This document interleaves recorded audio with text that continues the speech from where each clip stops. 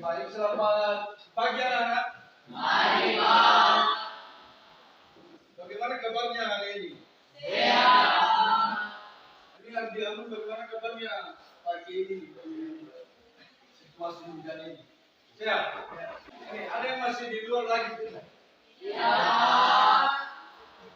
Nah, pada pagi hari ini sebelum kita lanjutkan kegiatan kita, teman-teman pembelajaran kita untuk mata pelajaran biologi, kita menyerahkan tubuh dan jiwa raga kita ke dalam tangan Tuhan. Ini yang dipimpin oleh Sri Wati. Yang memimpin kita di dalam doa sebelum kita memulaikan proses pembelajaran kita pada hari ini.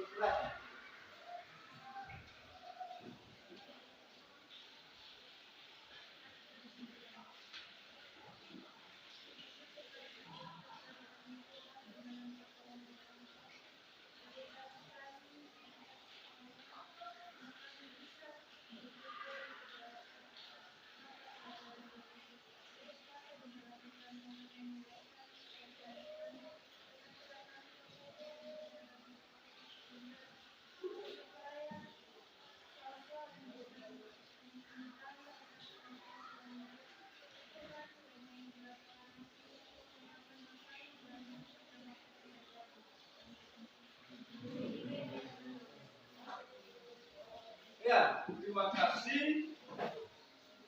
Ini dulu saya minta kepada anak-anak kami dulu, silakan berdiri semua dulu, berdiri di tempat kita. Saya perhatikan dulu kelakuannya ini. Ini sih Alfianus ini mana ada sini ini?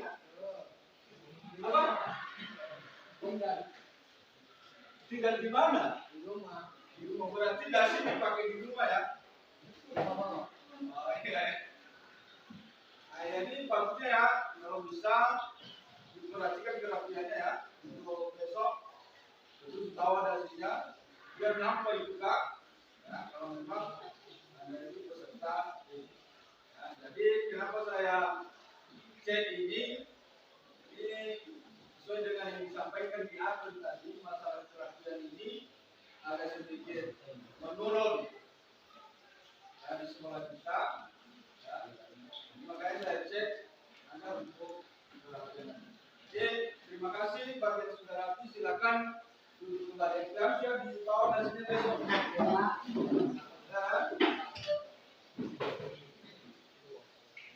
Ya baik, pada pagi hari ini saya Bapak berharap Anda tetap semangat mengikuti pembelajaran pada hari ini meskipun situasi dan kondisi saat ini hujan.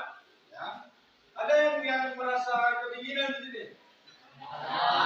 Ini pagi-pagi ini kalau musim hujan ini biasanya itu maunya tidur. Pasti terbayang-bayang di pemikiran ini kalau di rumah saya nanti, kalau saya di rumah maunya seperti ini, saya mau tidur pakai selimut, ya kan? Nah, itu kan. Nah, jadi saya berharap jangan ada dulu di pemikiran itu. Nah, ini juga penting untuk masa depanmu, ya, dan untuk mencapai cita-citamu ke depan. Nah, pada pagi hari ini ya, tetap ya, untuk membakar semangat Anda ya, terlampau grogi sekali ya, diputar dulu badannya biar rasa ngantuknya itu bisa hilang.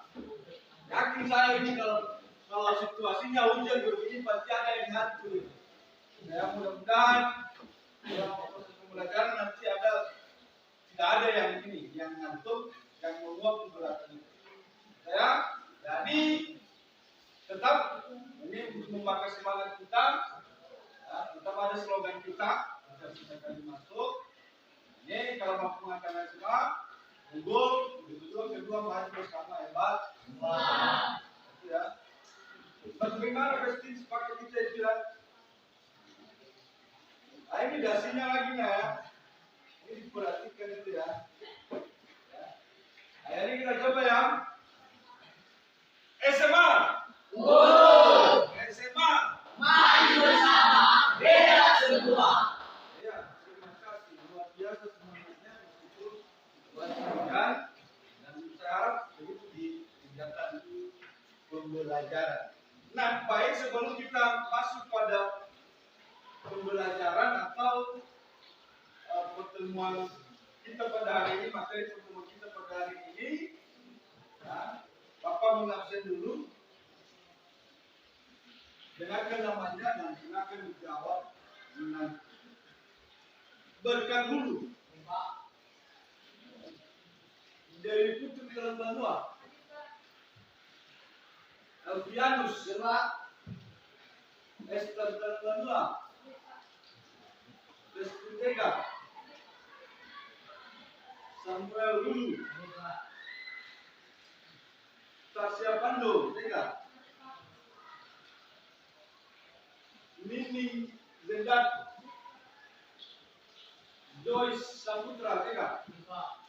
Gimana kabarnya Joyce? Ya, Pak. Aku telah begitu. Rimon Zendatel, Jeremy Tega, Ria Renungan. Kenapa sering-sering si Jeremy ini? Si Jeremy ini kecil-kecil tapi benar maksud saya ini IQ-nya ini agak inilah, harus sedikit kecil-kecil tapi berisi. Ya, ada juga itu besar-besar tapi kosong. Ya. Jadi jangan ini ya rendah hati, jangan merasa juga yang ini yang besar-besar kan artinya seperti itu. Jadi ini bagian lain juga ya, silakan ini bersaing di proses belajar. Yang dengan fisik ya kan? Arti aman nomor 2. Gimana kabarnya Arti Ayam? Tidak ada banjir tadi. Tidak ya? Desman nomor 2. Pak, dilihatin dulu. Serpiater nomor 2. Agus Nidar dalam Banua, Delpan dalam Banua, Sriwati dalam Banua. Sudah saya sebutkan namanya semua kan? Ada yang perlu Bapak absen? Iya. Nah, berarti kan bagus sudah habis semua, akan ditingkatkan untuk pertemuan selanjutnya, dan bukan hanya sama Bapak, juga di mata pelajaran yang mulai. Nah, pada hari ini kita lanjutkan materi kita, ya, masih seputar tentang bab 2 adalah keanekaragaman. Ya. Pertemuan sebelumnya kita membahas tentang keanekaragaman hayati adalah ancaman dan upaya pelestarian keanekaragaman hayati.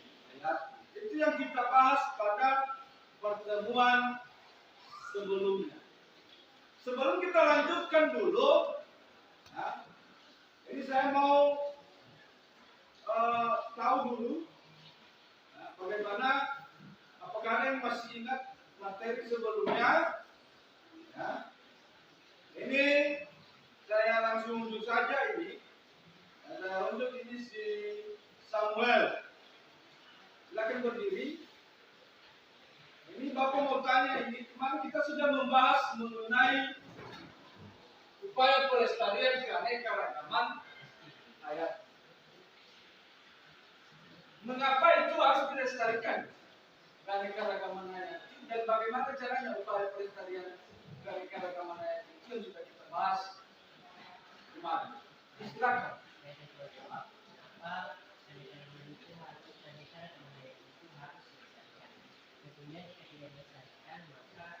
Ya, sebentar dulu. Kita dipakai main aja. Silakan diulang. Saya ulangi, 1. Kenapa keanekaragaman hayati itu harus dilestarikan? Jadi Tentunya jawabannya sangat simpel. Keanekaragaman hayati itu harus dilestarikan, dirawat dan dijaga supaya tetap ada dan tetap dapat dinikmati sampai kapanpun untuk turun-temurun kepada keturunan ataupun generasi berikutnya. Nah, jadi upaya pelestarian keanekaragaman hayati itu dibagi dalam beberapa. Yang pertama, upaya pelestarian ex situ, di mana upaya pelestarian ex situ itu adalah pengelolaan keanekaragaman hayati yang dilakukan di luar habitat suatu keanekaragaman hayati tersebut. Dan untuk pengelolaan in situ adalah pengelolaan keanekaragaman hayati yang dilakukan di luar yang dilakukan di dalam habitat ataupun di daerah asli dari sebuah keanekaragaman hayati tersebut. Ya, terima kasih. Itu bagus. Berikan aplaus dulu. Itu sesuai ini. Kemudian yang ini saya perhatikan ini diam tapi luar biasa jawabannya diam tapi berisi juga. Ya. Ini bagian lain juga mau tahu ini. Saya coba aja lagi ya. Sebelum kita lanjutkan pada materi selanjutnya. Coba ini si Ardiawan dulu. Itu mengapa keanekaragaman hayati itu harus dilestarikan dan apa saja upaya pelestarian keanekaragaman itu yang sudah kita bahas pada pertemuan sebelumnya. Ini sengaja saya unjuk ini ya, yang belum pernah ini bicara ya, saya perhatikan ini wajib. Ya. Baik, saya akan menjawab pertanyaan Bapak. Mengapa keanekaragaman itu harus dilestarikan? Karena contohnya kalau fauna tersebut tidak dilestarikan, contohnya seperti harimau tersebut, kalau tidak dilestarikan, contohnya manusia membunuh fauna tersebut. Kalau manusia tidak melestarikan tersebut, tidak menegaknya, akan hewan tersebut akan punah. Jadi manusia tersebut mereka melestarikan yang namanya fauna tersebut, hewan yang langka tersebut telah coba dasar. Dan upaya pelestarian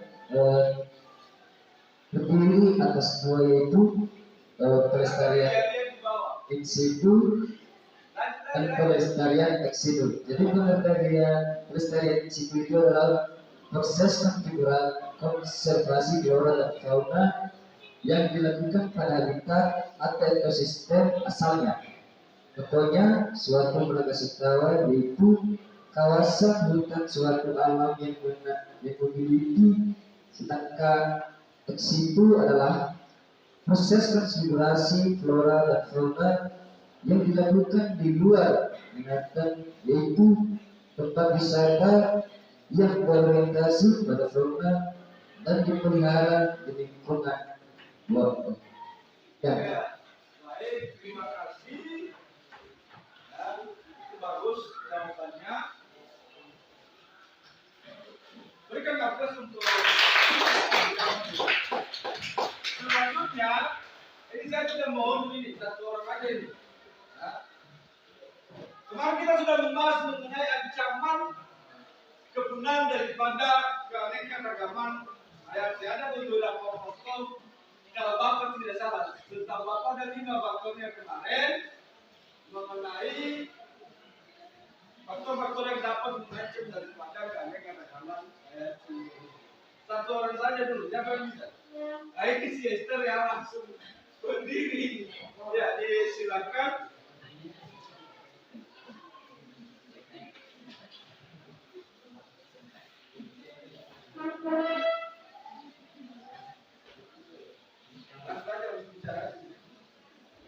Jadi kita telah membahas mengenai faktor-faktor yang mengakibatkan keanekaragaman hayati itu terancam punah. Salah satunya adalah yang pertama perubahan habitat. Perubahan habitat ini terbagi menjadi dua, yaitu secara alami dan secara manusiawi. Perubahan secara alami ini contohnya itu terjadinya gempa bumi, tsunami, dan lain sebagainya. Perubahan yang dilakukan oleh manusia itu contohnya penebangan hutan dan lain sebagainya. Kemudian yang kedua adalah perubahan iklim. Contohnya kan jika terjadi pemanasan global, maka suhu atau udara semakin panas akibatnya contohnya di daerah kutub itu daerah es. Nah, jadi daerah es tersebut akan mengalami pencairan, akhirnya beruang kutub di sana akan mengalami kepunahan. Dan contoh lain adalah keringnya sungai yang ada di lingkungan sekitar. Kemudian faktor yang ketiga adalah faktor eksploitasi besar-besaran. Contohnya yaitu kita menggunakan atau menebang pohon secara liar dengan melebihi dari daya produksi. Kemudian faktor yang keempat adalah faktor pencemaran air, udara, dan tanah. Nah, jadi jika terjadi pencemaran pada air, tanah, dan udara akan menyebabkan keanekaragaman hayati di Indonesia akan berkurang. Kemudian selanjutnya adalah faktor kompetisi eksotis spesies. Contohnya di sini adalah hewan dari luar masuk ke dalam daerah tersebut dan kemudian mengadakan kompetisi dalam memperebutkan makanan sehingga hewan asli dari daerah tersebut dapat terancam punah. Demikian dari saya. Ya, mereka nggak perlu sosialisasi.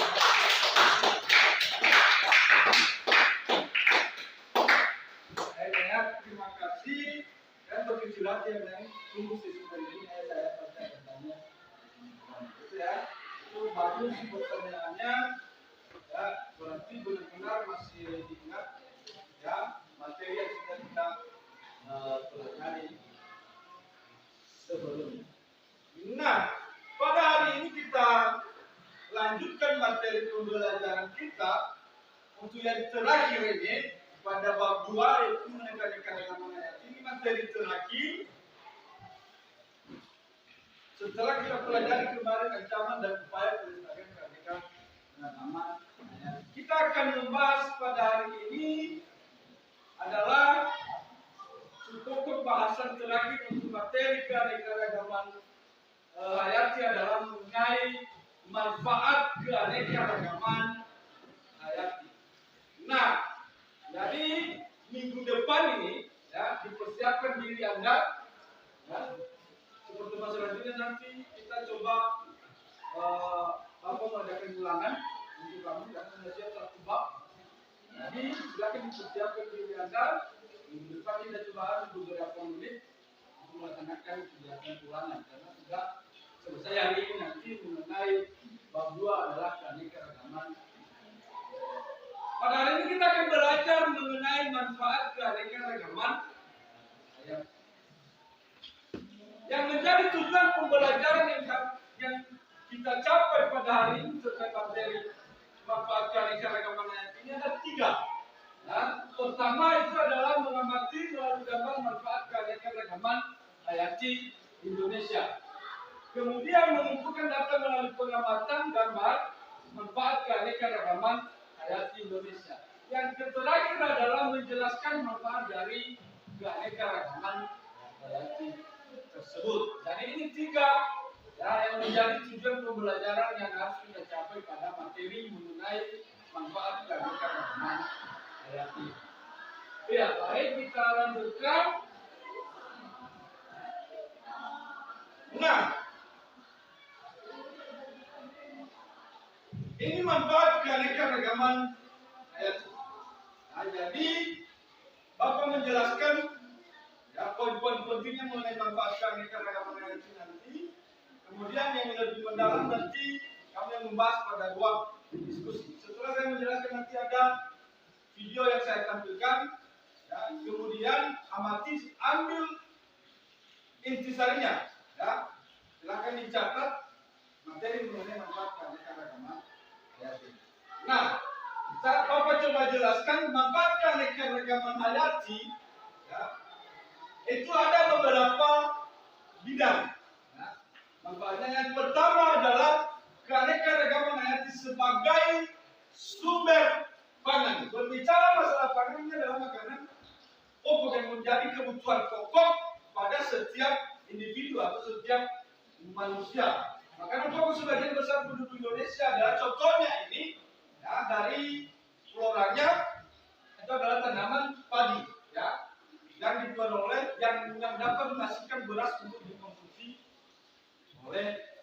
manusia. Itu salah satu contohnya manfaatnya keanekaragaman hayati ini di bidang yang menjadi kebutuhan pokok bagi kita manusia. Makanya wajib. Ini saya sedikit bercerita seperti yang sudah Bapak jelaskan kemarin. Ini masih terkesan sama Bapak ini masalah menjaga lingkungan ini. Ya. Saya sudah pernah sampaikan kemarin dan sudah kita bahas juga kemarin. Itu masalah faktor yang dapat mengancam kepunaan keanekaragaman hayati tadi seperti yang disampaikan Chester, eksploitasi yang berlebihan. Ini saya ambil contohnya ini masalah penggunaan atau penggalian pasir dan batu di sungai.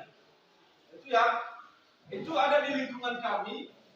Itu sudah mulai terjadi yang namanya erosi, mulai mengikisnya daripada tepi sungai itu. Padahal di samping sungai Bogali itu di bawah, ya, di lingkungan kami, itu sebenarnya itu pernah itu ada daerah ekosistem, itu daerah pesawahan. Ya, kalau masih ingat ini si Yeni ini, ya, itu di atas tepi sungai Bogali itu sebenarnya itu dulunya dimanfaatkan oleh masyarakat sekitar ini adalah sebagai persawahan. Ya, itu untuk menanam padi mereka gunakan lahan itu. Tetapi lama kelamaan semakin mengikis. Itulah ya, salah satu yang dapat mengancam kegunaan daripada keanekaragaman hayati, merusak ekosistem. Yang akhirnya mulai dari tahun berapa itu daerah itu lagi tidak digunakan untuk daerah persawahan. Ya. Karena kenapa? Karena sudah mulai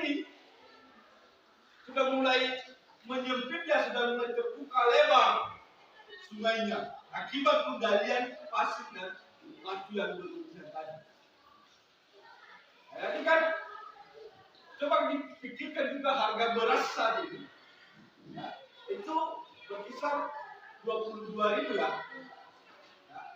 Nah, jadi coba bayangkan juga ketika masyarakat memanfaatkan lahan itu atau ekosistem itu untuk usaha, itu kan terbebas dari biaya kebutuhan.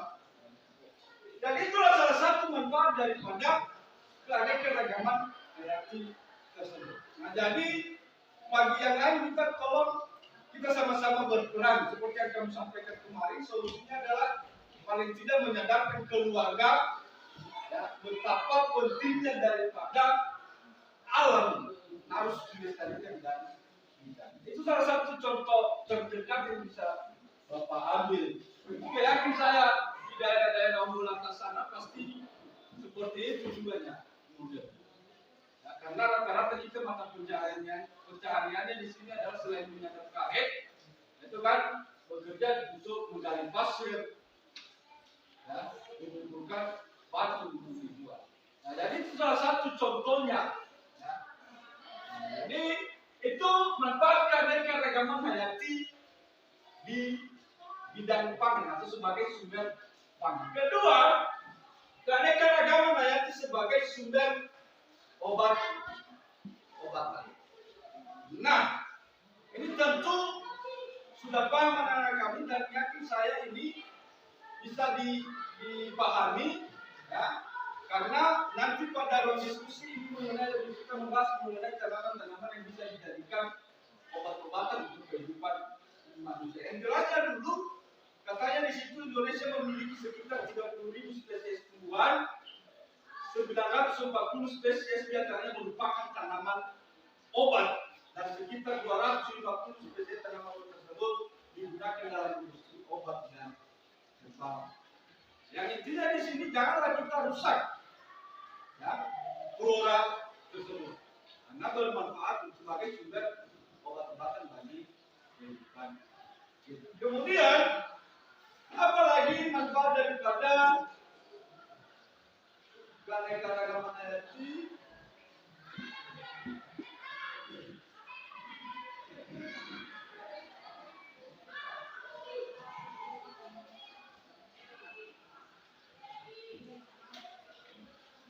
Yaitu di bidang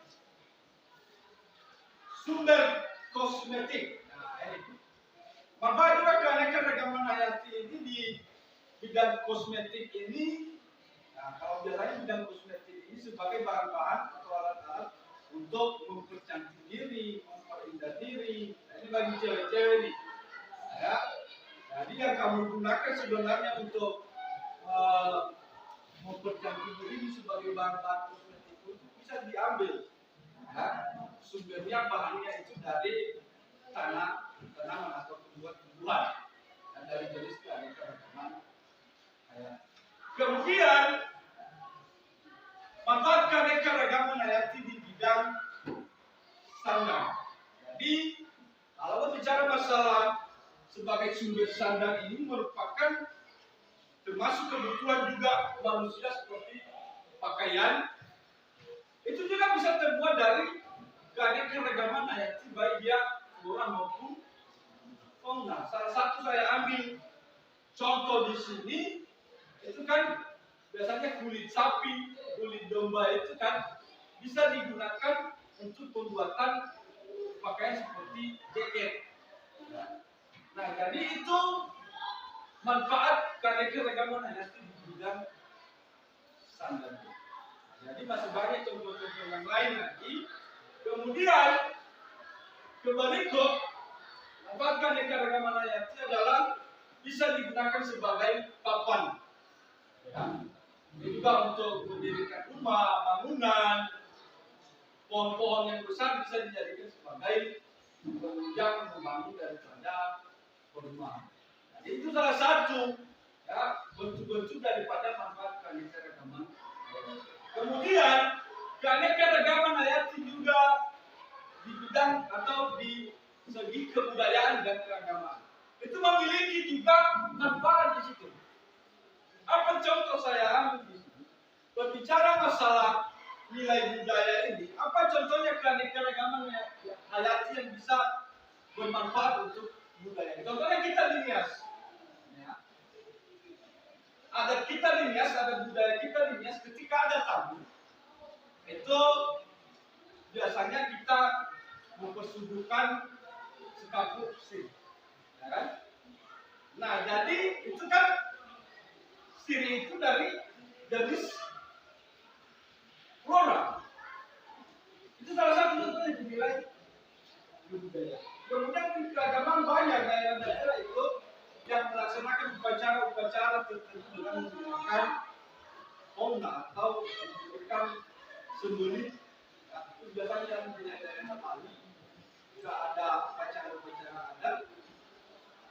Mereka gunakan juga. Nah, jadi itu manfaat keanekaragaman hayati di bidang seni budaya dan juga. Jadi itulah beberapa manfaat penjelasan singkat dari Bapak tentang manfaat keanekaragaman hayati. Untuk lebih jelasnya, silakan ditonton video ini.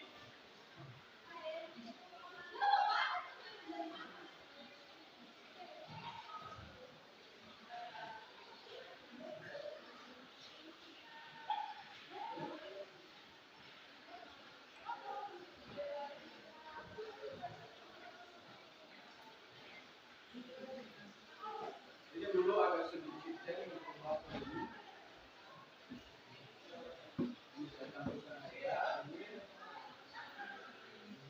Silakan diambil intisarinya, dicatat juga samamu yang menjadi bahan catatanmu.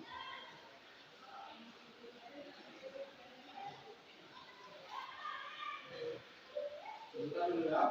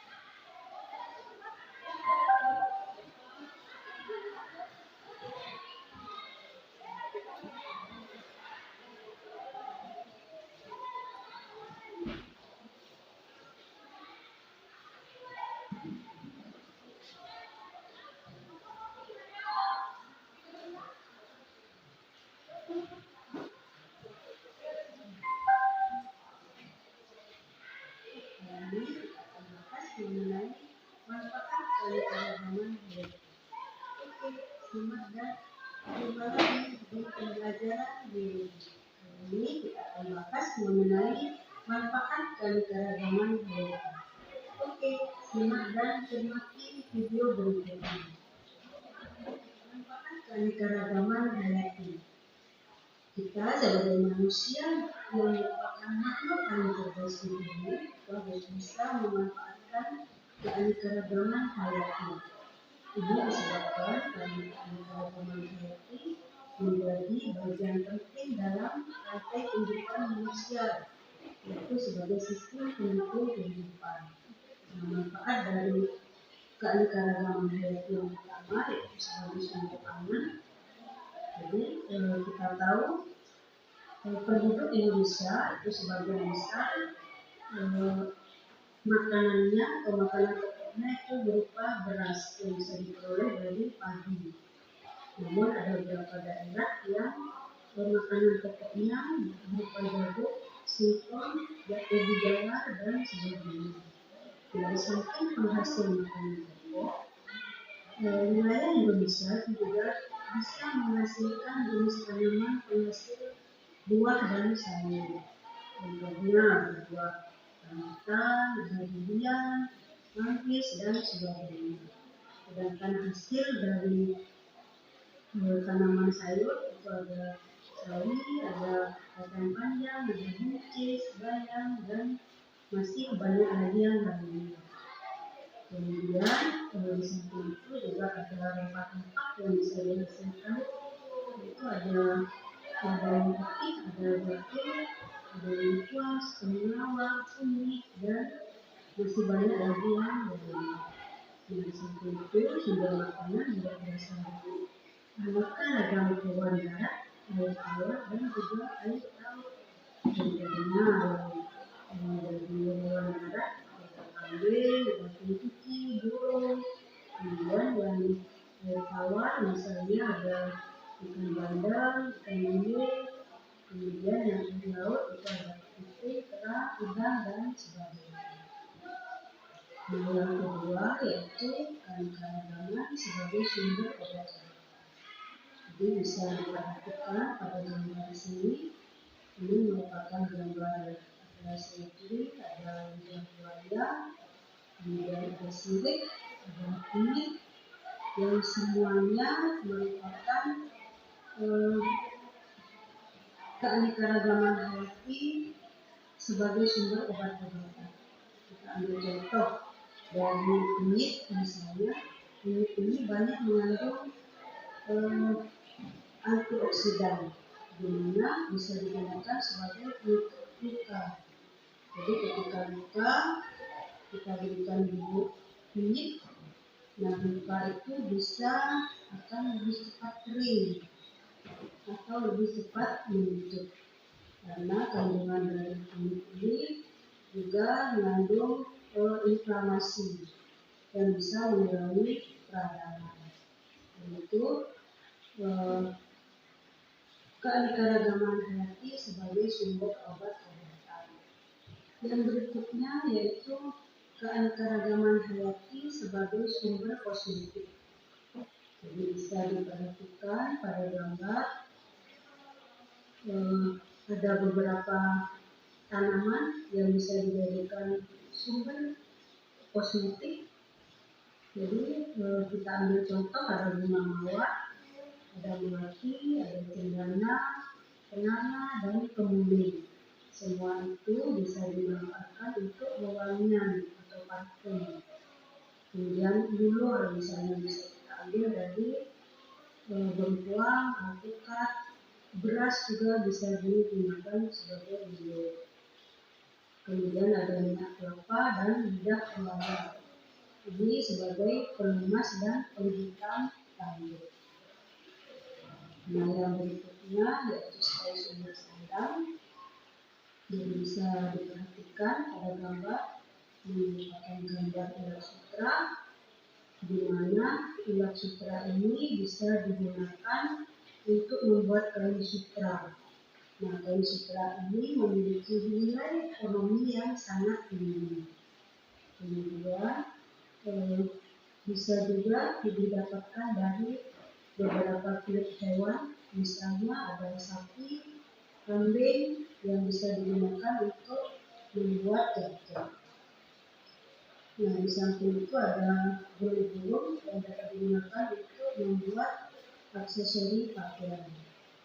Nah, kulit sapi juga bisa digunakan untuk membuat sepatu, jadi sepatu yang kita gunakan sehari-hari, bahannya bisa juga dibuat dari kulit sapi.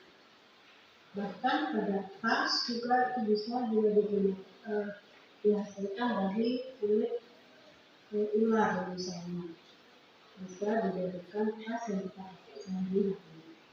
Nah, selanjutnya yaitu sebagai sumber pakan, jadi bisa diperhatikan di sini merupakan rumah yang bahan dasarnya itu dari kayu. Nah, sebagai sumber pakan, jadi sebagai rumah di Indonesia itu memang menggunakan kayu, terutama rumah-rumah adat. Nah, kayu yang dimanfaatkan itu biasanya dibuat untuk jendela, pintu, ada tiang, dan alas atap.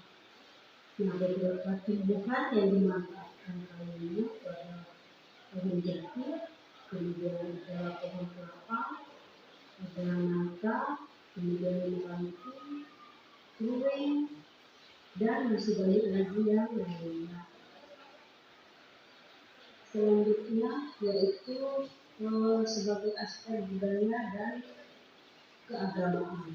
Yang bisa dilihat di sini ini merupakan gambar buah, jadi ada buah apel, kemudian ada jeruk, ada anggur, dan sebagainya. Semuanya ini digunakan sebagai sarana di dalam upacara keagamaan. Terutama di Bali mungkin yang banyak menggunakan bahan buah untuk menunjang upacara keagamaan. Di samping itu juga menggunakan bunga. Jadi bukan hanya di Bali saja yang menggunakan bunga. Di Jawa juga mungkin digunakan bunga, terutama ketika istilahnya nikah atau siang kubur. Itu banyak dimanfaatkan bunga sebagai sarana keagamaan. Jadi demikianlah. Nah, jadi itu beberapa penjelasan terkait dengan manfaat keanekaragaman. Nah, langsung saja, ya, mengingat waktu, ya, dari beberapa penjelasan Bapak yang sudah Bapak jelaskan tadi, mengenai manfaat keanekaragaman hayati, ditambah dengan kandungan video tadi, silakan Anda membentuk kelompok sesuai dengan tugas yang sudah Bapak sampaikan masing-masing kelompok. Itu di dalam LKPD itu, ya, silakan cari, ya, beberapa jawaban dari pertanyaan atau masalah yang sudah Bapak buat di LKPD itu berdasarkan gambar yang sudah Bapak kasih. Jadi silakan diskusikan. Kalau mungkin ada juga yang kami tanyakan terkait dengan tugas itu, ya, dipersilakan. Kalau mungkin yang masih kurang ini, dipersilakan. Kalau tidak ada langsung bentuk kelompokmu, silakan menghadap satu dengan yang lain. Silakan dikerjakan. Ya.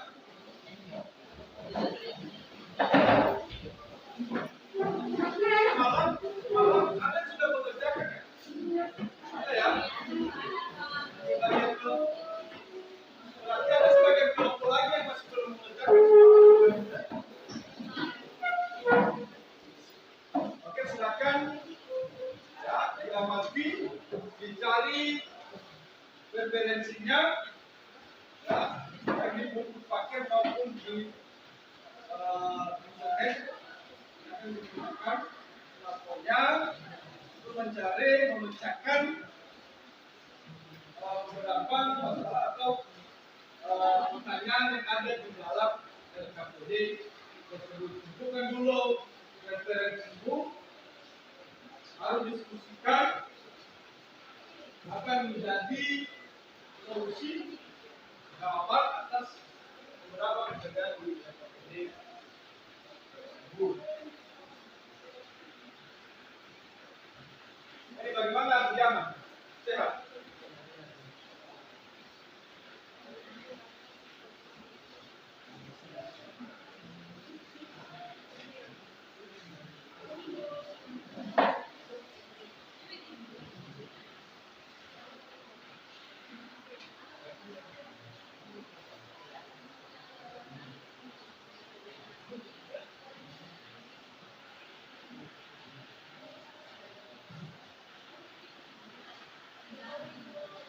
Bagaimana Abdianus?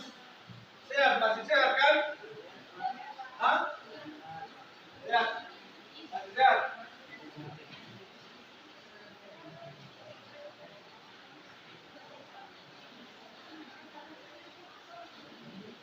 Nah, di gambar itu kan ini jenis tanaman atau jenis flora. Kemudian ada beberapa pertanyaan di bawah ini. Ya, apa manfaat kemudian bagaimana langkah membudidayakan daripada tanaman tersebut? Dan silakan diamati dulu, ya. Kemudian cari referensinya, tentukan informasi terkait dengan gambar itu, ya. Jadi baru diselesaikan menjawab beberapa pertanyaan. Ya.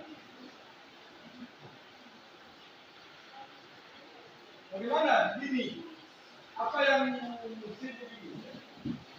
Hah? Tidak. Ya. Ya. Sudah dikerjakan sudah semalam. Nah, jadi silakan ya diamati dulu, kemudian lihat apa yang menjadi beberapa masalah berdasarkan pengamatan tersebut, ya berdasarkan beberapa pertanyaan yang sudah ada di OKPD. Kemudian cari referensi, kumpulkan informasi, baca literatur, cari literaturnya tentang tanaman tersebut, ya. Kemudian baru diskusikan kepada kelompok, ya, untuk memecahkan daripada beberapa pertanyaan tersebut.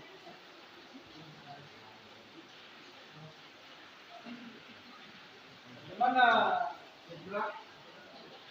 Ya.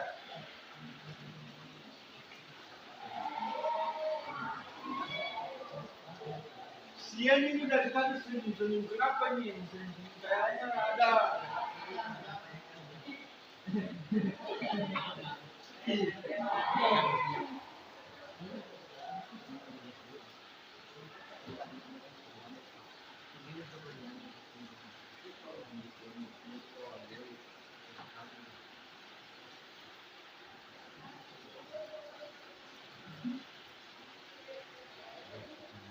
Kalau ada yang mungkin kami tanyakan merasa kesulitan, ya, terkait dengan LKPD itu, silakan ditanyakan.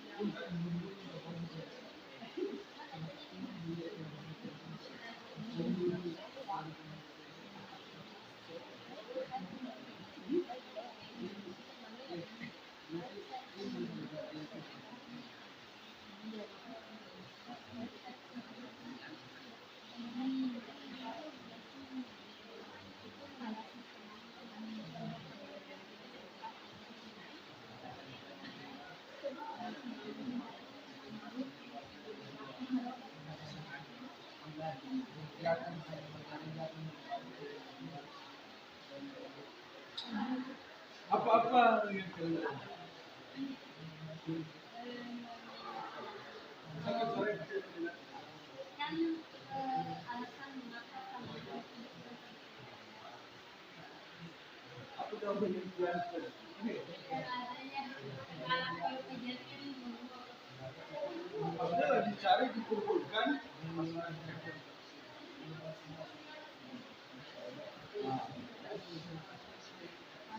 itulah sudah berkaitan dengan jawabannya silakan dikembangkan.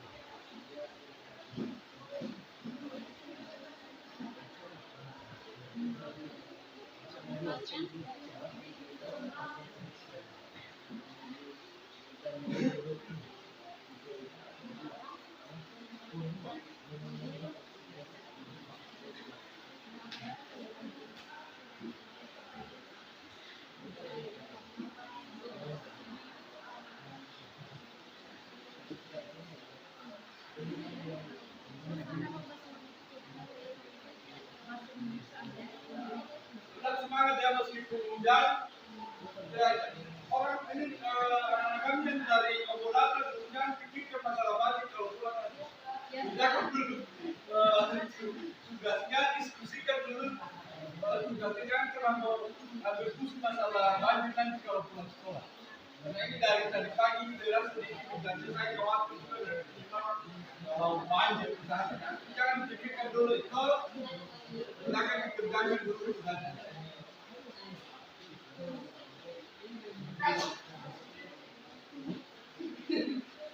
Adiaman.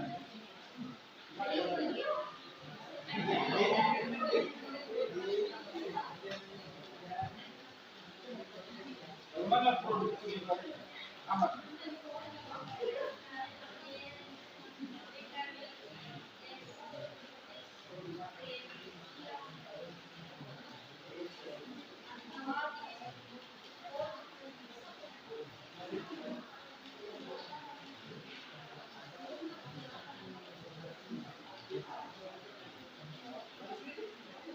Kan mudah pertanyaannya di situ.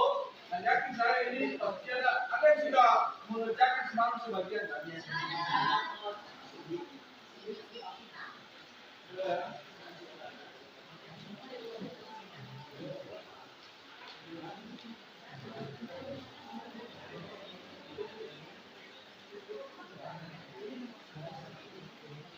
Jadi 5 menit lagi ya. Gimana? Apakah kita 5 menit lagi ya? Itu ya.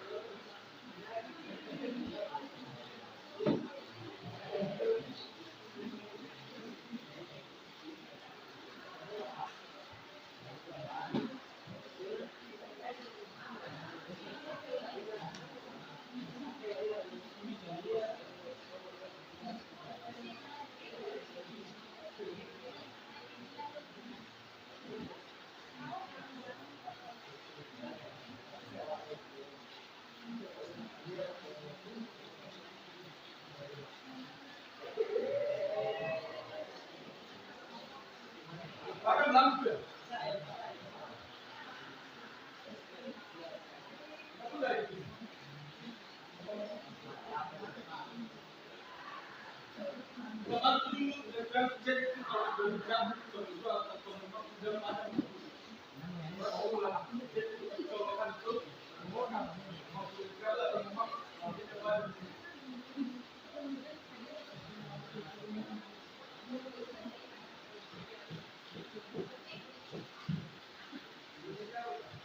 memang pada lampu ya.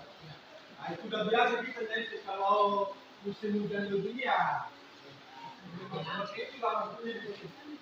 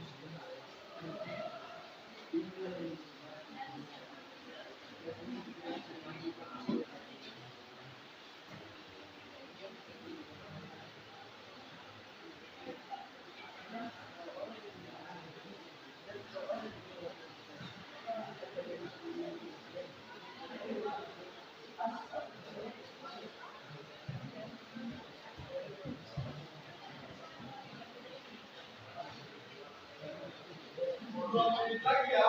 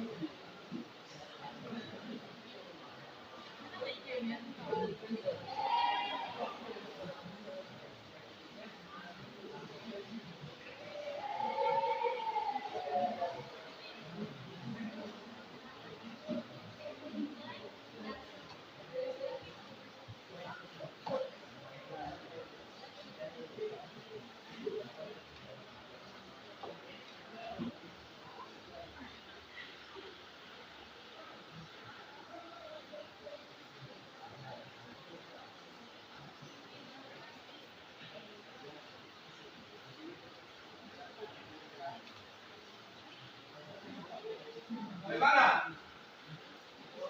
Gimana masing-masing kelompok siap ini?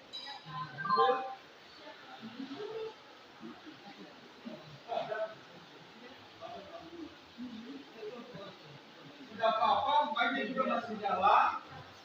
Karena juga ada dalam baterainya.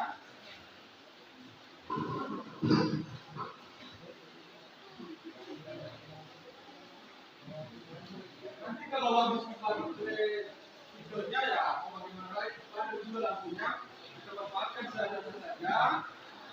Dan intinya besarkan suaranya biar didengar oleh kelompok yang lain. Jadi Bapak yang pandu di sini, dengarkan saya dulu.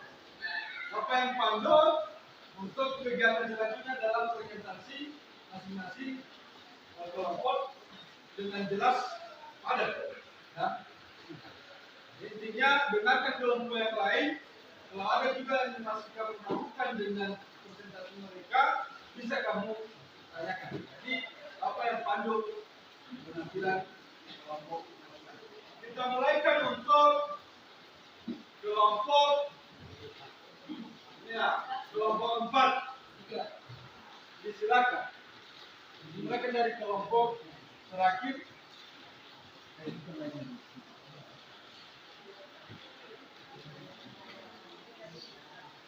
Lalu bisa jangan di belakang teman-teman kelompoknya dilihat teman-teman kelompoknya dan bisa mereka dengarkan.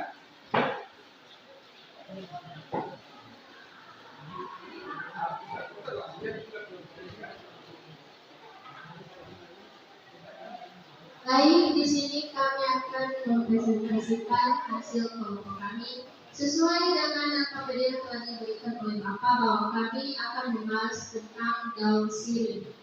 Dan di sini kami sudah mengamati gambar tersebut dan mencoba menjawab pertanyaan-pertanyaan yang tertera di gambar ini. Dan langsung saja pertanyaan yang pertama yaitu jelaskan manfaat dari tanaman daun sirih di atas bagi kehidupan manusia. Langsung saja kami akan mencoba menjawabnya. Di sini ada beberapa bagian yaitu yang pertama sebagai obat batuk. Salah satu manfaat dari daun sirih yaitu adalah mengobati batuk. Bisa juga menambah jahe agar tubuh terasa lebih hangat. Yang kedua mengatasi keputihan.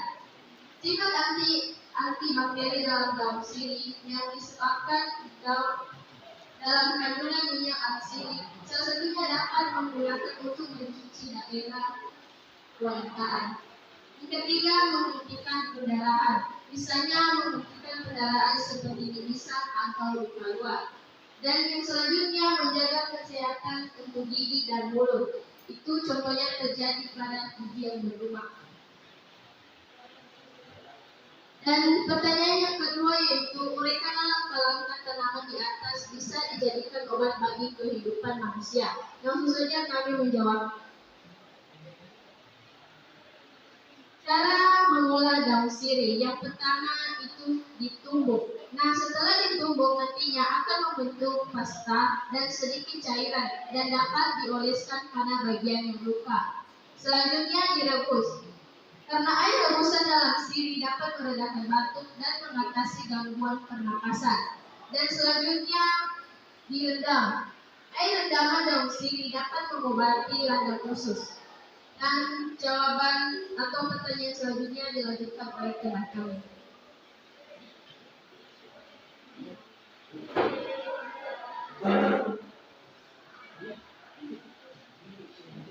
Baik, kami akan melanjutkan pertanyaan nomor 3 dan 4. Itu sebutkan nama Latin dari tanaman daun sirih di atas. Itu nama Latin dari tanaman atau daun sirih adalah Piper betellinum. Pertanyaan nomor 4. Jelaskan bagaimana cara membudidayakan tanaman di atas. Itu langsung saja kami menjawabnya. Cara membudidayakan tanaman yaitu 1. Cara menanam daun sirih dengan teknik stek. Itu teknik stek merupakan teknik kemudian untuk budidaya daun sirih dan dapat diperoleh dari batang pohon daun sirih yang sudah tua. 2. Cara menanam daun sirih dengan teknik merunduk yaitu teknik ini kerap dilakukan pada sirih merah maupun sirih hitam. Caranya pilih batang salur jang panjang lam asur agar merunduk sehingga menempel pada media. 3. Cara menanam dengan stek air. Caranya memotong batang sukur yang sudah tua, kemudian rendam dalam air hingga sekitar seminggu, hingga muncul akar tersebut dan agar terjadinya perawatan dan pemanenan daun sirih. Sekian. Ya, terima kasih untuk kelompok 4. Ini langsung saja. Kalau ada pertanyaan dari kelompok 1, dipersilakan untuk ditanya di kelompok 4. Nah, untuk teknik pertama ini dulu lah kita buka 2 orang di setiap kelompok ya. 2 orang di setiap kelompok, silakan. Coba ya, si berkat. Silakan dicatat pertanyaannya. Baik, dan menjadi pertanyaan dari saya adalah apakah daun sirih ini memiliki nilai kebudayaan? Iya, apakah daun sirih ini memiliki nilai kebudayaan khususnya kita orang Nias dan jelaskan? Iya, apakah daun sirih ini atau tanaman sirih ini memiliki nilai kebudayaan? Ya, dan dimakan bagi dari segi kebudayaan kita di Nias, ya. Oh, ya, lanjut. Sudah tahu pertanyaannya kan? Nah, ini satu lagi si Ustaz dan kelompok 1. Baik, pertanyaan kami adalah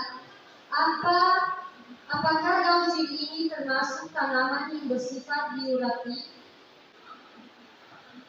Nah, ini dari kelompok 2.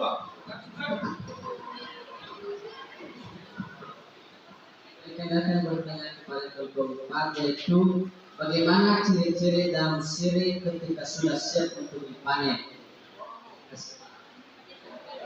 Bagaimana ciri-ciri daripada tanaman sirih ini siap untuk dilakukan pemanenan. Lanjut.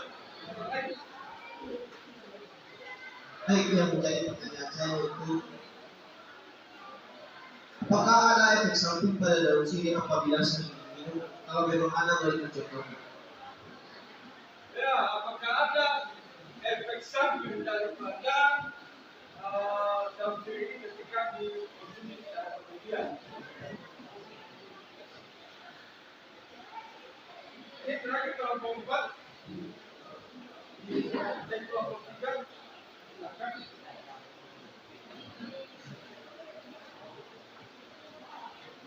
Bagian apa saja yang dimanfaatkan daun sirih?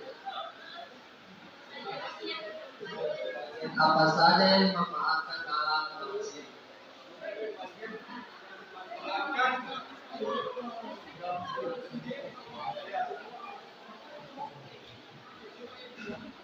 Baik, pertanyaan kami dari kelompok. Jelaskan siapa penemu pertama kali daun sirih. Ya. Jelaskan siapa pertama kali yang menyebutkan nama daripada bukan yang menemukan daun sirih, tapi nama dari daun sirih. Memang hubungan itu. Bahkan pertanyaannya, iya. Siapa pertama sekali? Oke ya. Untuk perhatian untuk kelompok yang lain, singkat pada presentasinya, langsung nanti pada ruang diskusi. Sampai kami kerjakan, kita coba aja dari arah ini dulu. Untuk kelompok 3. Ya, langsung saja kami akan mempresentasikan hasil diskusi kami di kelompok 3 mengenai tanaman kunyit sebagai bahan obat-obatan. Di KPD sudah tertera berbagai pertanyaan, langsung saja kami menjawabnya. Kami langsung mempresentasikan jawaban kami. Pertanyaan yang pertama, jelaskan manfaat daripada tanaman kunyit bagi kehidupan manusia. Manfaatnya ada beberapa, yaitu untuk meningkatkan daya tahan tubuh. Karena kunyit ini mengandung zat kurkumin yang bekerja meningkatkan daya tahan tubuh. Artinya, sistem pertahanan tubuh melawan virus atau bakteri penyebab penyakit, bukan secara langsung membunuh kuman tersebut. Pertanyaan yang kedua, uraikanlah langkah-langkah tanaman kunyit bisa dijadikan obat bagi kehidupan. Langsung saja untuk membuat air rebusan kunyit atau teh kunyit, langkah-langkahnya: rebus air matang sebanyak 4 gelas. Tambahkan 1 atau 2 sendok teh kunyit yang sudah berbentuk bubuk. Biarkan campuran mendidih selama sekitar 10 menit. Lalu saring teh dalam gelas dan biarkan hangat. Untuk menambah beberapa bahan yang direkomendasikan untuk meningkatkan rasa, misalnya bahan madu. Ini membantu membuat rasa teh kunyit menjadi sedikit manis. Bahan selanjutnya itu susu, santan, dan minyak kelapa. Ini karena kunyit membutuhkan lemak sehat supaya bisa larut dengan baik. Bahan selanjutnya lada hitam, dipilih yang memiliki kandungan piperin. Bahan kimia yang dikenal mampu meningkatkan penyerapan kunyit sekaligus menguatkan rasa pada campuran rebusan kunyit. Bahan selanjutnya itu lemon, jeruk nipis, atau jahe yang bisa membantu menambah sifat antimikroba. Ya, berikan aplaus untuk kelompok 3 dulu. Ya, terima kasih untuk kelompok 3. Ya. Jadi langsung saja ini kelompok ini masing-masing satu pertanyaan aja, ya.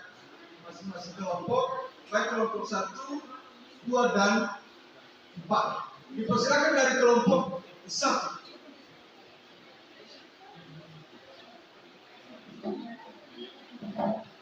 Oke, pertanyaan dari kelompok 1 ialah apa yang dimaksud dengan penyiangan dan pembunuhan pada tumbuhan kunyit serta manfaat pada budidaya kunyit tersebut. Ya, apa maksudnya? Apa yang dimaksud dengan penyiangan dan pembunuhan pada budidaya kunyit? Ada di situ tadi kan, budidaya kunyit itu salah satu caranya adalah melakukan penyiangan atau pembunuhan. Ya. Jadi apa yang dimaksud dengan penyiangan itu? Penyiangan dan pembunuhan. Apa yang dimaksud? Oke, kelompok 2.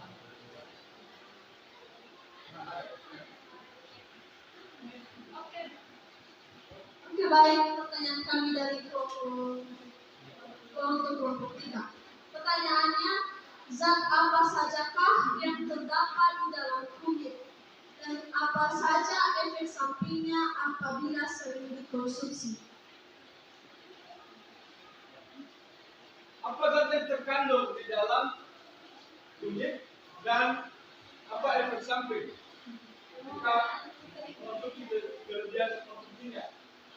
Silakan kelompok 4. Baik, di sini kami punya pertanyaan. Mengapa pada budidaya tanaman kunyit selalu menggunakan bibit yang sudah tua? Mengapa bukan bibit yang masih muda? Ya, pada budidaya tanaman kunyit tadi itu salah satunya adalah dengan menggunakan bibit yang sudah tua. Kenapa bukan bibit yang muda? Ada kan? Ya, itu beberapa pertanyaan untuk kelompok 3. Silakan dijawab. Nanti kita berikan kesempatan untuk menjawab. Kita lanjutkan dulu persentase untuk kelompok 2. Kalau bisa pada tingkat kelas. Silakan diperhatikan. Nanti tunjukkan pertanyaan untuk kelompok 2. Baik, sebelumnya terima kasih atas kesempatan. Dan pada saat ini kami akan mempresentasikan hasil diskusi kelompok kami berdasarkan dengan lembaga KPD yang telah dibagi. Dalam lembaga KPD tersebut terdapat sebuah gambar daun kumis kucing. Jadi berdasarkan dengan pertanyaan gambar tersebut ada beberapa pertanyaan. Jadi pertanyaannya saya kabut saja. 1. Jelaskan manfaat dari tanaman kumis kucing bagi kehidupan manusia, serta langkah tanaman kumis kucing bisa dijadikan obat bagi kehidupan manusia. Jadi saya mencari jawaban dan diskusi hasil jawaban kami telah berangkat di aktivitas dan kami akan membacakan. 1. Menimbulkan infeksi saluran kening. Jadi untuk mengelola ataupun memanfaatkan daun kumis kucing dalam menimbulkan infeksi saluran kening adalah dengan mengonsumsi air rebusan daun kucing. Yang kedua, mengobati gangguan ginjal. Jadi daun kumis kucing ini juga bermanfaat bagi orang ataupun orang yang mengalami gangguan atau penyakit gangguan ginjal. Yang ketiga, mengatasi rematik. Jadi cara mengolahnya adalah dengan menyiapkan daun kumis kucing sebanyak 5 sampai beberapa lembar dengan 3 gelas air, lalu direndam dan ditunggu sampai dingin dan diminum dengan tekanan 3 kali sehari.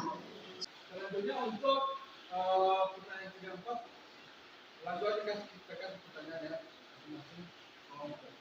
Ya, sekarang kita berikan kesempatan untuk kelompok. Mereka sebelum kelompok itu sudah berdiskusi. Sekarang kita berikan kesempatan untuk kelompok pertama. 1 orang saja. Baik, ini menjadi pertanyaan kami dari kelompok 2, yaitu daun kumis kucing ini mengandung senyawa apa? Dan kumis kucing ini termasuk tanaman apa? Ya, senyawa yang dikandung oleh tanaman kumis. Kita lanjutkan untuk kelompok 4. Silakan bertanya untuk kelompok 2.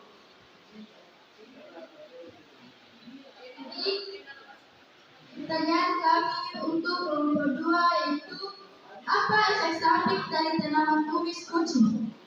Kelasnya. Apa efek samping ketika menunjukkan pada kelompok 3?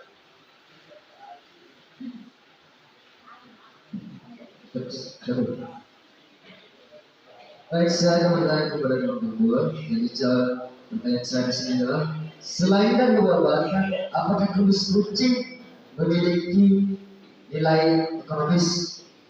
Dan sekali lagi, selain dari obat-obatan, apakah kumis kucing memiliki nilai ekonomis? Sekian. Ya, terima kasih untuk Ardiaman sudah bertanya untuk kelompok 2. Sekarang kita berikan kesempatan untuk kelompok 1. Singkat, padat, dan jelas. Baik, terima kasih kesempatan yang telah diberikan kepada kelompok kami untuk menyampaikan hasil diskusi kami. Di sini di LKPD yang telah tertera di sini ada gambar tanaman cengkeh. Nah, dari situ muncul beberapa pertanyaan yaitu jelaskan manfaat daripada tanaman cengkeh bagi kehidupan manusia. Manfaatnya yaitu 1. Menghambat pertumbuhan bakteri, 2. Mengatasi sakit gigi, 3. Menjaga kesehatan tulang, 4. Meningkatkan daya tahan tubuh, dan 5. Mengobati sakit mag. Dan masih banyak lagi yang dapat kita cari dari internet dan lain-lain. Kemudian uraikan langkah-langkah tanaman bisa menjadi obat bagi kehidupan manusia. Langkah-langkahnya adalah 1. Hancurkan cengkeh dengan cobek dan ulekan. 2. Pindahkan cengkeh ke toples kaca kecil berwarna gelap. 3. Melapisi cengkeh yang sudah dihancurkan dengan minyak karet. 4. Tutup toples dan kocok dengan hati-hati beberapa kali. 5. Diamkan toples selama sekitar 1 minggu. 6. Sari cengkeh dari minyak. Kemudian 7. Oleskan minyak pada gusi atau kulit sesuai dengan kebutuhan. Contoh obat dari minyak ini yang bisa mengobati adalah mengobati sakit gigi. Kemudian pertanyaan yang selanjutnya dilakukan oleh teman kami.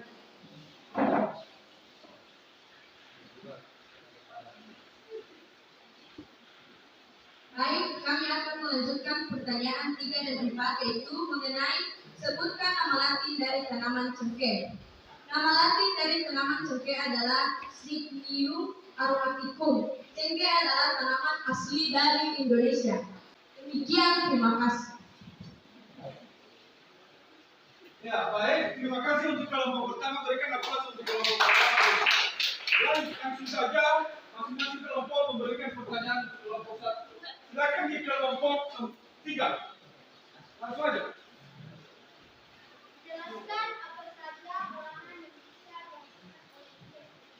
Jelaskan olahan yang bisa dihasilkan oleh cengkeh. Kemudian silakan dicatat. Kemudian kelompok 4. Mengapa pada budidaya tanaman cengkeh dan begitu juga tanaman lain selalu penyiramannya dilakukan pada teknik antisoriali, kenapa bukan pada siang hari?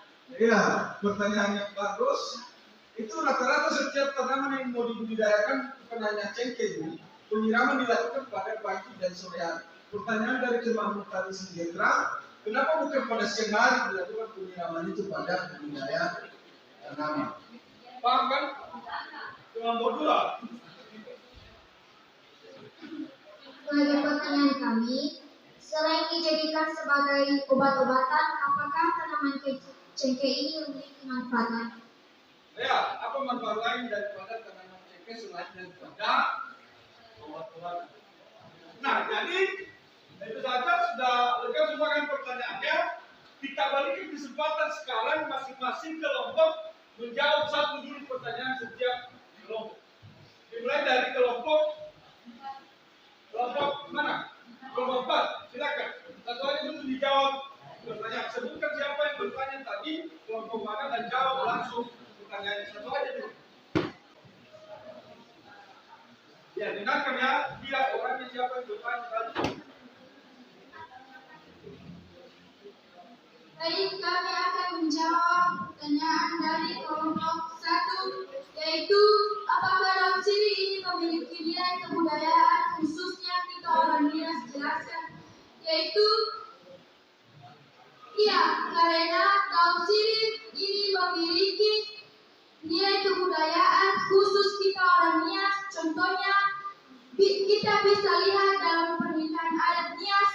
Daun sirih ini bisa dimanfaatkan untuk para tamu undangan dan itu dilakukan mulai dari nenek moyang dulu. Pertanyaan yang kedua, apakah daun sirih ini bersifat diuratif? Iya, daun sirih bersifat dalam khasiat daun sirih merah. Sekian, jika ada sanggahan kami berikan kesempatan. Bagaimana kelompok satu ini pertanyaan jawabannya tadi mengenai daun sirih tadi itu memang bernilai budaya dia. Dan contoh tadi kita lihat ketika ada pernikahan selalu disuguhkan untuk para tamu sekapur sirih. Ada nggak sadar? Oke, kalau tidak ada kita berikan kesempatan kepada kelompok lain untuk menjawab beberapa satu pertanyaan saja dari kelompok yang lain. Silakan untuk kelompok 3. Perhatikan jawabannya dan kalau ada sanggahan dipersilakan.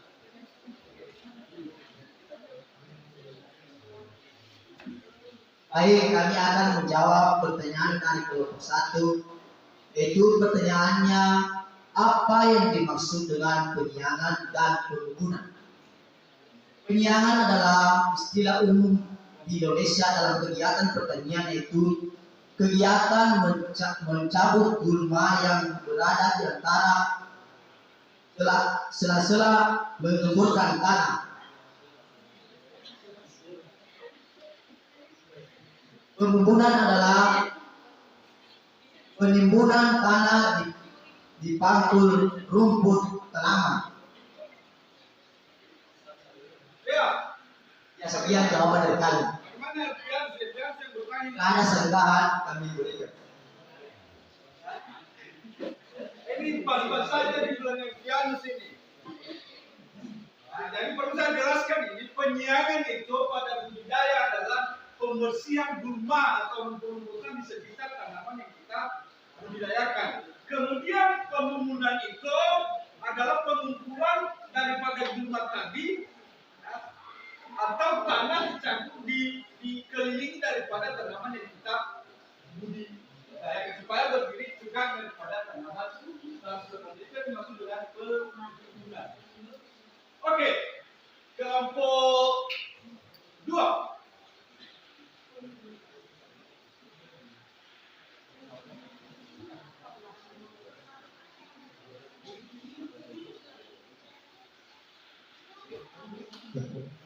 Baik, kami akan menjawab satu pertanyaan terkhusus untuk dari pertanyaan kelompok 4 tadi yang mengatakan apa efek samping dari tanaman kumis kucing jika dikonsumsi secara berlebihan.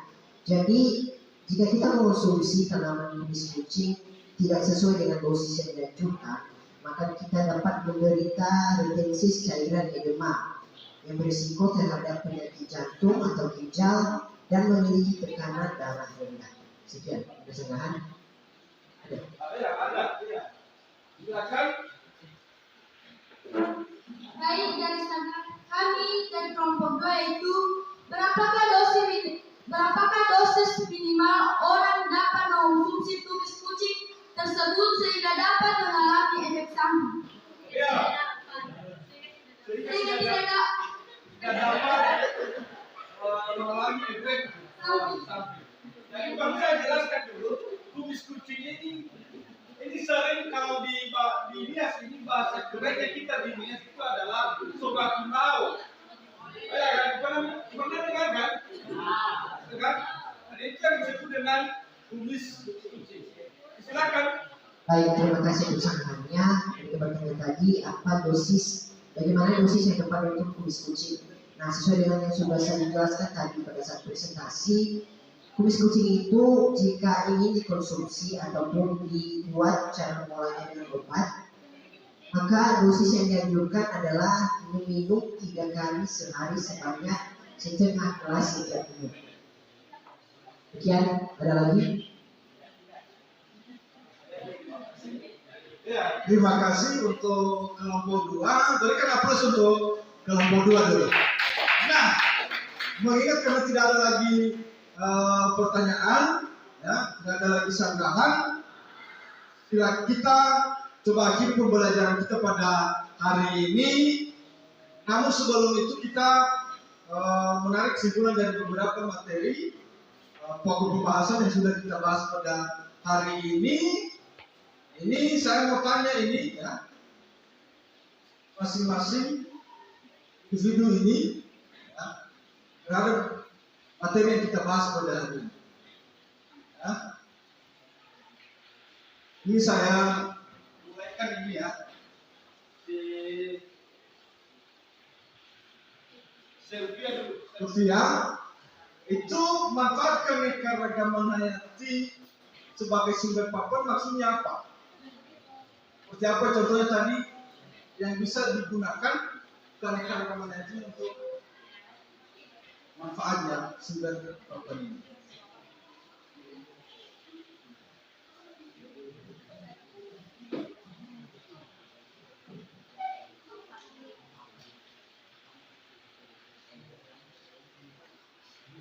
Contoh keanekaragaman hayati sebagai papan yaitu sebagian besar rumah di Indonesia menggunakan kayu, terutama rumah adat.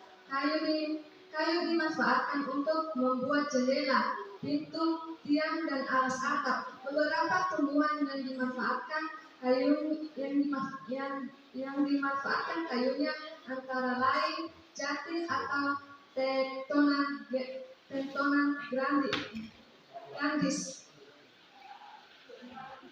Ya, baik, terima kasih. Dari Sylvia itu manfaat keanekaragaman hayati sebagai papan untuk daripada manusia biasa.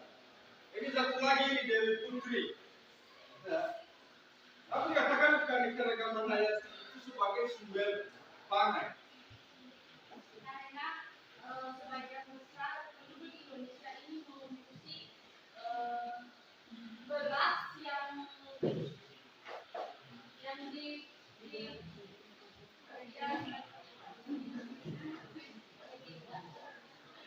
digunakan sebagai kebutuhan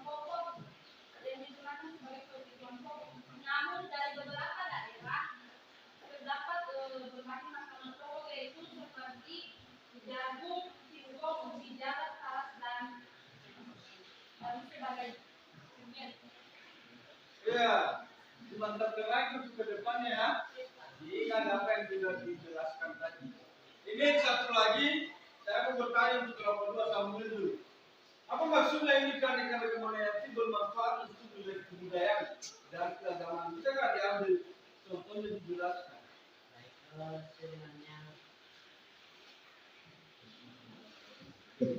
Baik, yang dimaksud dengan keanekaragaman hayati sebagai aspek budaya atau keagamaan seperti yang Bapak bilang tadi, salah satu contohnya tentunya kita ambil dari sekitar saja, di mana ketika dalam sebuah kebudayaan salah satunya sekitar kita yaitu kebudayaan kita Nias, di mana ketika ada suatu acara tradisi ataupun di mana ketika kita berkunjung ke rumah-rumah orang, pasti kita akan disuguhkan ataupun diberikan sebuah yang namanya sekapus siri, yang dimana pembuatan atau bahan yang paling dominan dalam membuat sekapus siri itu adalah daun siri yang termasuk dalam salah satu keanekaragaman hayati. Jadi itu Pak. Sekian. Ya baik, terima kasih. Sudah bagus penjelasan dari si Samuel. Jadi intinya di sini pada materi manfaat keanekaragaman hayati ini ada beberapa manfaatnya tadi ya, sebagai sumber pangan ya, bagi kehidupan manusia, kemudian sebagai sumber obat-obatan ya, kemudian yang ketiga sebagai sumber kosmetik ya, mempercantik diri. Ini bagi cewek-cewek ini ada banyak contoh-contoh tadi daripada tanaman yang bisa digunakan untuk bahan kosmetik tersebut. Keempat sebagai sumber sandang atau kebutuhan daripada manusia di bidang pakaian ya. Keempat sebagai sumber papan untuk membangun rumah, bangunan dan lain sebagainya. Dan terakhir adalah memiliki manfaat di bidang aspek budaya dan keagamaan seperti yang dijelaskan oleh teman Samuel. Nah, itulah beberapa kesimpulan terkait dengan materi manfaat keanekaragaman hayati yang jelasnya pada materi keanekaragaman hayati ini adalah marilah kita melestarikan keanekaragaman hayati di lingkungan kita. Jadi ini sangat memberikan dampak dan manfaat yang sangat luar biasa bagi kehidupan. Jadi itu saja untuk hari ini pertemuan kita, materi yang kita bahas. Untuk selanjutnya minggu depan, seperti yang Bapak katakan awal tadi, karena kita mengakhiri bab 2 ini mengenai keanekaragaman hayati, ya, maka minggu depan kita ambil beberapa menit ya untuk melaksanakan kegiatan ulangan.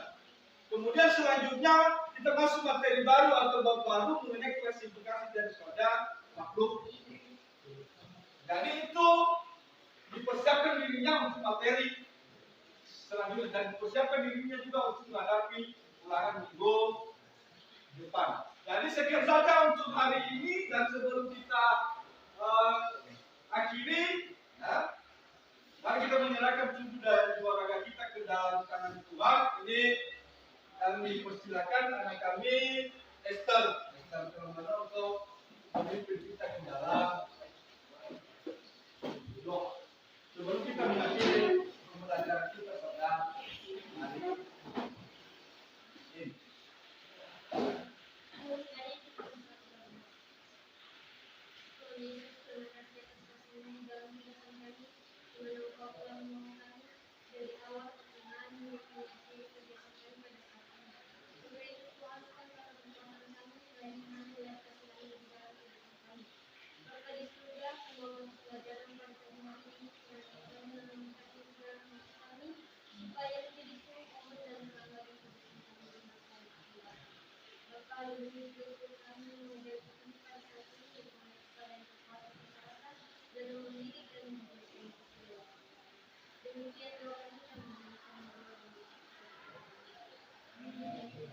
Saja untuk hari ini, selamat siang.